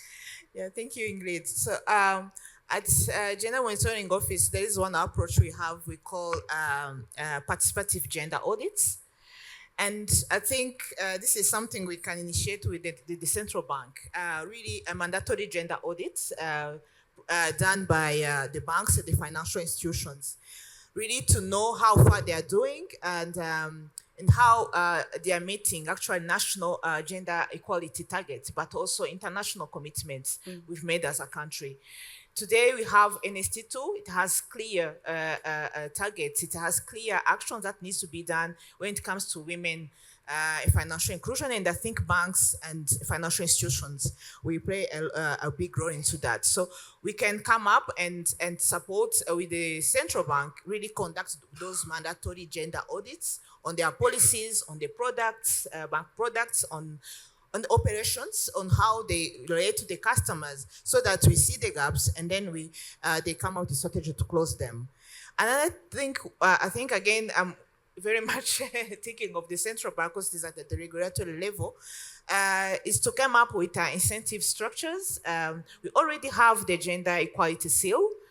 This is something we already initiated, and we call banks to really enroll into it. The gender equality seal helps, again, banks and institutions, they will be able to see where the gaps are. They came up with action plan to close them, and then they will be awarded. So we can see how we can award maybe a bank that has higher rates of loan approvals for women or other operations. So incentives also are very important. Another thing is, I think Valence touched on it, the regulatory standards. How do we make sure that we enforce, at least we have minimum standards for example, for gender inclusive products, where it will be mandatory for banks and financial institutions to have tailored products for women or for youth, for young women, to all those groups, so that we make sure that we increase the financial inclusion. I think this is also very important. Issue of data, it came out. I think the CEO said the data are there. Maybe we are not using them, but I think it is very important. It has sufficiently highlighted.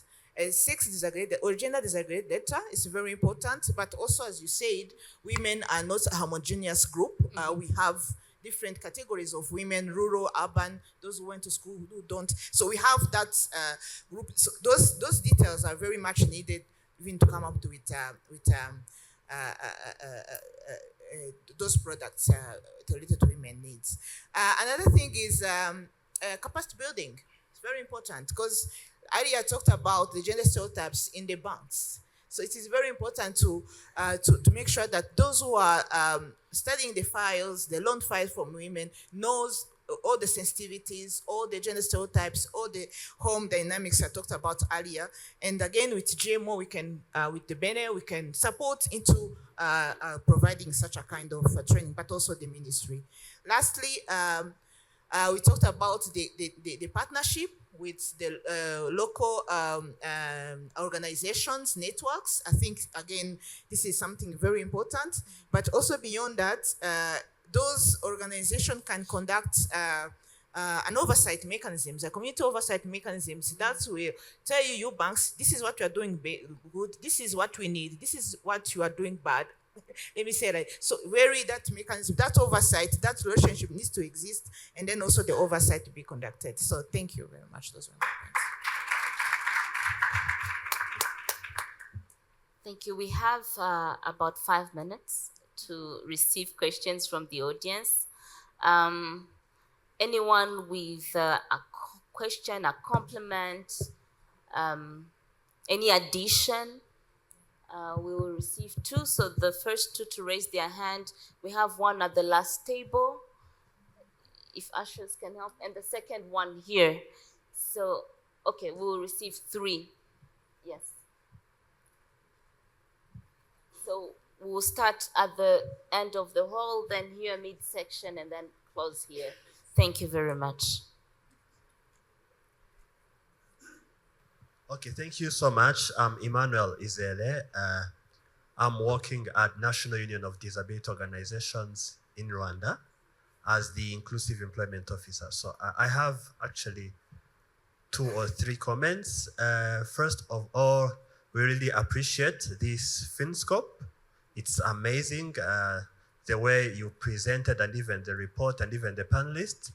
So first of all, this Chief Gender Monitoring Office was saying about the gender lens, and I'm also relating to gender and disability lens. On the report or the presentation, we've seen the rural women, and even on the video, I've heard the women with refugee, but I haven't had the report touched on women with disabilities, because I've talked with them and we've had some engagement. Women with disabilities face a lot of challenges when they are going to start their businesses or to be financially inclusive. So how, I'm asking for BNR, how are you going to plan for that? How are women with disabilities, or the Gender Monitoring Office, are also to be taken into consideration regarding to financial inclusion? Because when you see the statistics of persons with disabilities, women with disabilities, there are many, and yet they need to be inclusive, because we've heard that they have many problems. So how are you going to do that? So, and I'm asking the Namara, CEO of Equity. So you have good initiatives. Actually, I'm asking Equity on behalf of the other companies presenting here. How are you also taking into consideration gender, but also disability lens? Thank you so much.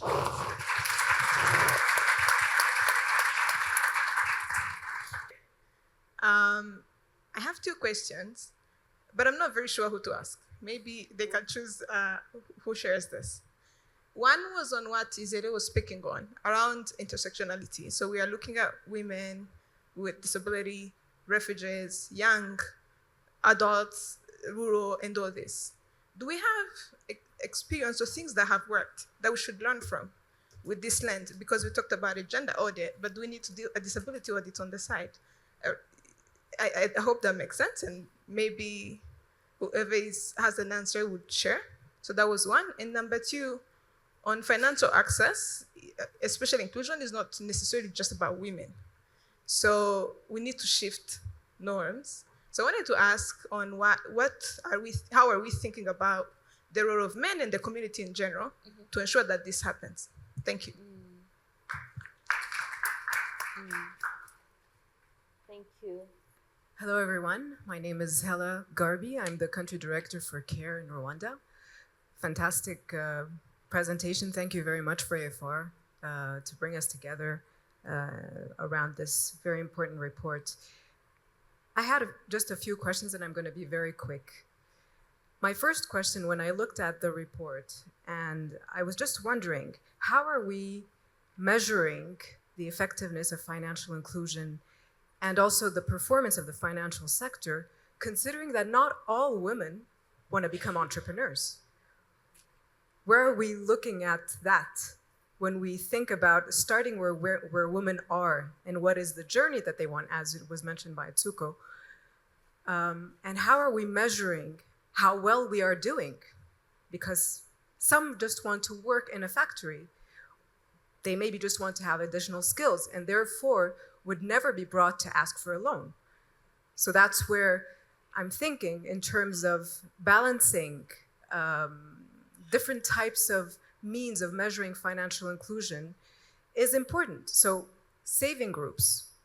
As CARE, we work on saving groups, on VSLAs. And we realize that many of them want to remain in that group because they don't have that willingness to open a factory.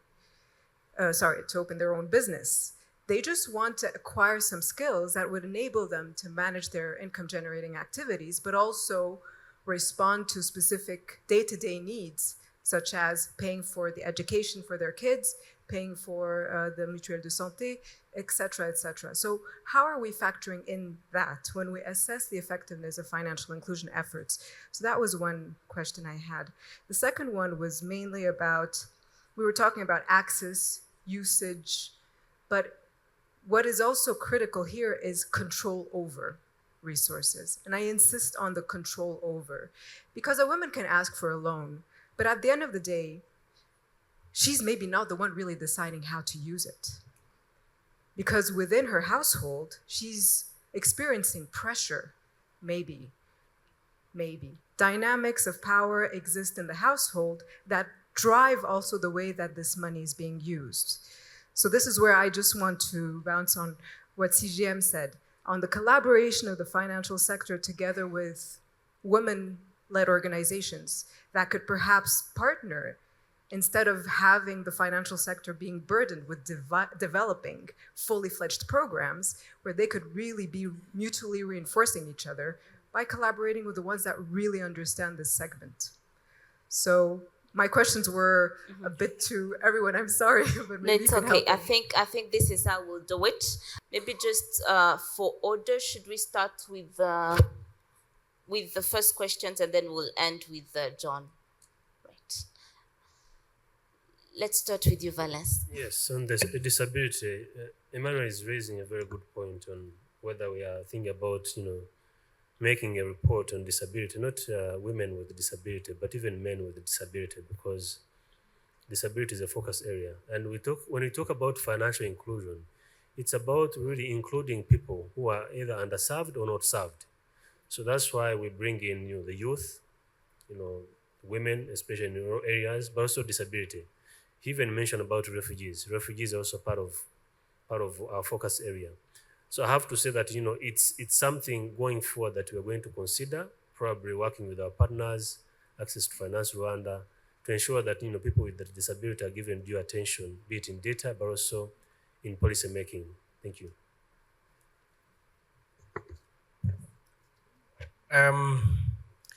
In the banking world, we refer to them as special groups. We don't like to say disability, because disability may not be inability.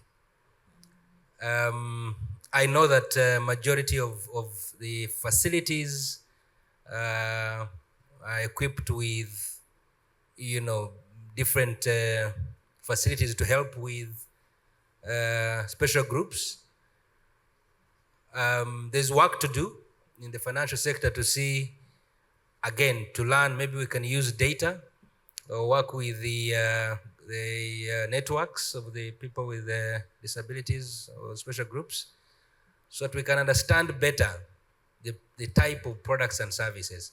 I think for inclusion purposes, which is the side of access, I don't think there's an issue there per se, but I will seek to learn from Eliza and we'll take it here and learn from your work so that we begin to see what in the current set of products and services for special groups, if there is one or two areas that are deficient, that need to be improved. I know for a fact that majority of the financial institutions, particularly banks, commercial banks, our strategies, our operating plans, modus operandi, as regulated by the central bank, does provide for those groups. But I think it's a journey to learn. So let me give an example. Somebody with a condition of not seeing properly, can they not run business? What product do they need to run a business? Is it investment facilities? Is it transactional facilities? Is it working capital? They surely are able to do as much as the others can do. But I think in terms of how we look at programming, I think Valen said it very well. We don't do programming from a neutral perspective to say everybody will feed in here. Maybe it's points that we can take from here, Valence, and we see the products and services that do exist, whether they serve people with disabilities. But we take it as a learning point. Thank you. Thank you. Yeah, thank you. I think I'll combine the two questions on the main laws and the control over resources I talked about. So first of all, as I said, this is one of the barriers already that are there, that have been talked about. But I want also to highlight that at government level, a lot has been done to make sure that women already have access to productive assets, and also we are working on the control of those resources. And I think the laws and the policies that are already in place are building that environment. Secondly, especially at the Ministry of Gender, I think it is last year, they have launched the Men Engage strategy, and it is one of the requirements of the gender equality policy here in Rwanda. And I think this strategy is also there really to work on working on the positive masculinity and engaging men on this journey, especially when we talk about financial inclusion for women, and also control over the capital, the properties of the household. But still it is a challenge that is still there, and that's why we were saying that the banks and the financial institution needs to be aware of that. While we are approaching this group of women, we want them to access our products. We have to know what is happening at home, as it has been saying, and then address it, working with as she proposed at CARE. We have also a very dynamic and very vocal local organization called 𝐷𝐼𝐧𝐚𝐧𝐿 that is working very much on the men engagement, and they have also came out with some homegrown solutions that are engaging men into positive masculinity, into gender equality, into women empowerment. So those are some of the solutions that are already there that need to be leveraged on, and why we are working and putting down those barriers related to resource control and men engagement. Thank you. Thank you. And John, do you want to touch on the impact? Yeah. Please, to close. Yes. I think coming to the first question that was asked by about the persons with disability, I think there is a whole thematic report that is coming on persons with disability. There is a thematic report about that is soon to be launched. And it has all the disaggregation that you can imagine in terms of gender, but also geographical locations and other disaggregations that we need. I don't know whether I got the question properly, but again, talking about the financial health, all is required. I think we need to move beyond the access, as it was said, access and usage. And by usage, of course, we need to ensure that there is that freedom. So based on the, even on the framework itself of financial inclusion. No one is obliged to take a loan but whenever there is any need for the system or any need for somebody to access a loan, all the facilities should be there. So we need to ensure that we moved to the point where male and female have the capacity to well manage.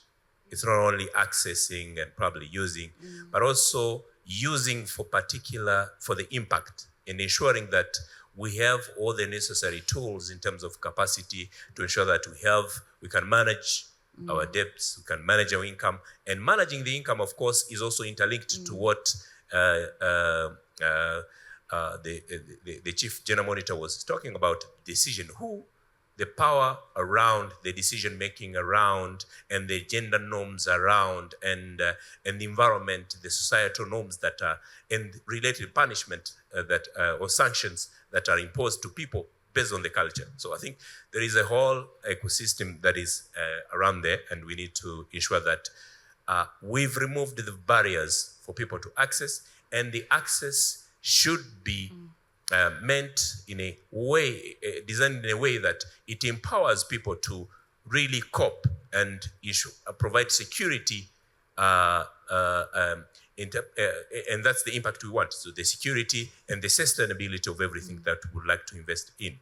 So the impact that it's more of now translating the access into the outcome. How do we ensure that this is generating the anticipated outcome for people to be sustainable, to be secured in every economic activity they go in. Otherwise, so people are free to engage with all the economic activities they want and how they want it, as long as the financial services are available and can support anytime they are needed. I hope I respond to the question. I don't know. Thank you, John. That was really spot on. And with that, in the spirit of collaboration and networking, we can continue to brainstorm beyond this panel discussion. But as of now, please help me thanking very much our panelists. We have learned a lot from you all, and thank you very much.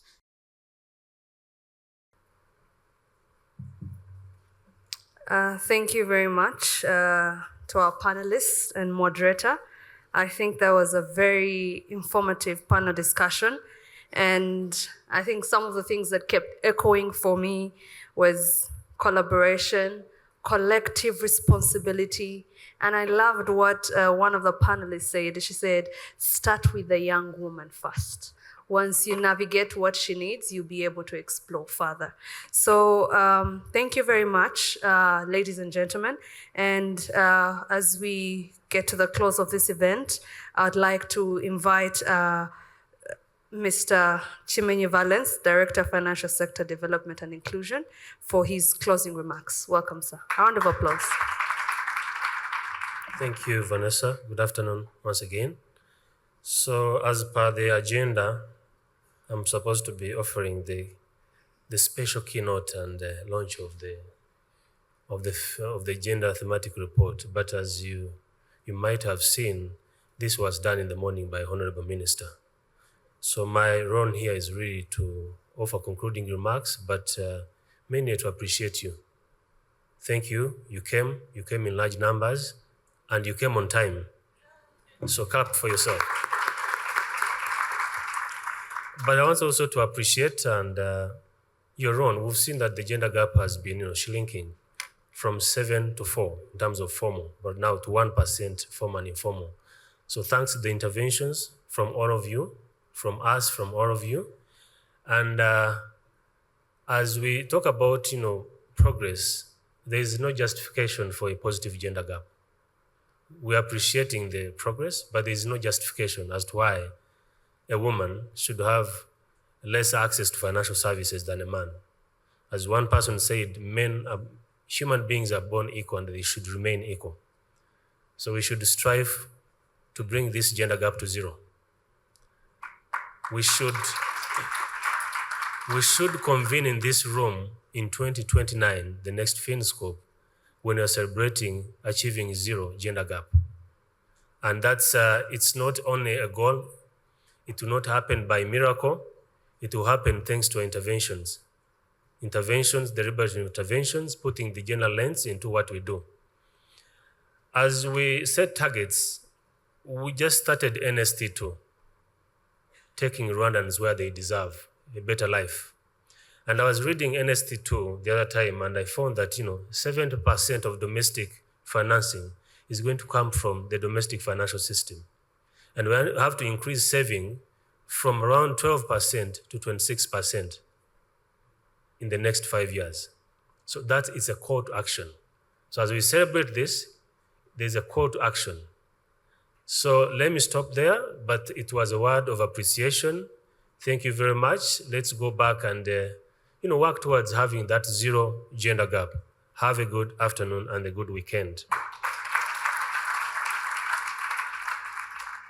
And now we close our event today. And again, thank you very much for being here. For those who contributed to this report, we thank you. For our researchers, our panelists, our distinguished guests, ladies and gentlemen, thank you so much for your participation and your commitment to advancing gender equality. Your thoughts and inputs and recommendations are all invaluable. So right now, we will display the QR code again. For those who did not get the chance to download the report, please, this is your time to scan the code and download the report.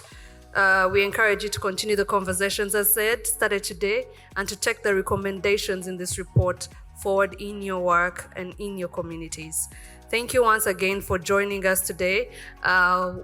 We have organized lunch, so the protocol team will be able to usher you as we share lunch together.